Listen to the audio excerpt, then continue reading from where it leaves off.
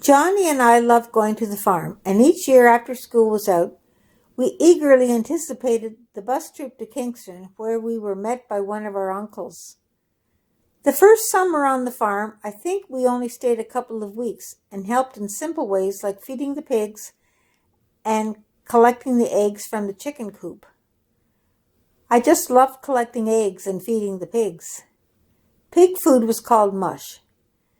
It was a combination of some kind of dry, flaky substance poured into the trough and then mixed with water. The pigs loved to eat the mush, and I loved watching the pigs eat the mush. They made a lot of noise.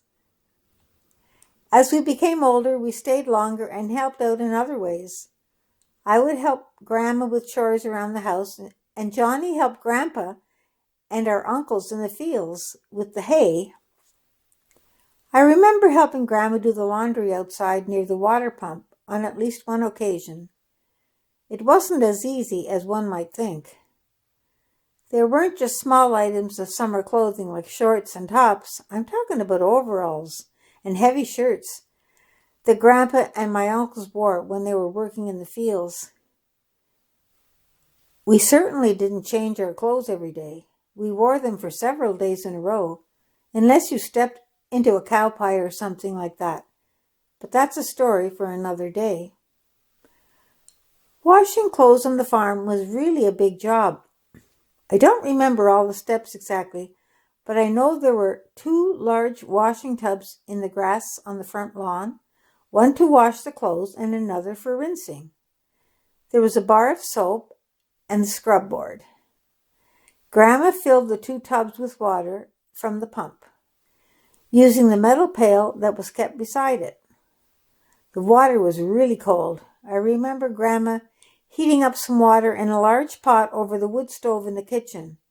She then poured the water into the washing tub to take the edge off the frigid temperature. I think Grandma did the same with the rinsing tub. Grandma let me try using the scrub board, but the clothes were pretty heavy when they were full of water, so my contribution was basically to rinse each item in the rinse water as well as I could after Grandma scrubbed them with the soap and the scrubbing board. And then Grandma and I would wring out each item, each taking an end and turning the opposite way. It wasn't very easy at all, and it would have been almost impossible to get all the soap out. It was a lot of work for Grandma. I don't remember if she changed the water at all, but she probably did. I do remember the water getting pretty dirty.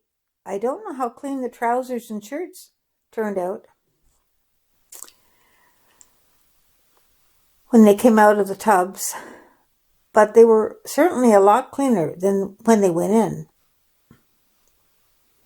After wringing out each item, Grandma would hang it on a clothesline strung between 2 trees over to the left of the house as you were facing the house.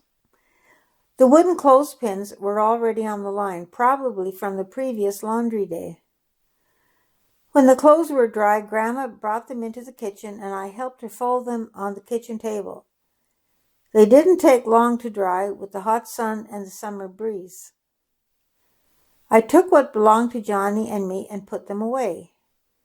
We each had a dresser for our clothes. I had my own room and Johnny slept in the landing at the top of the stairs.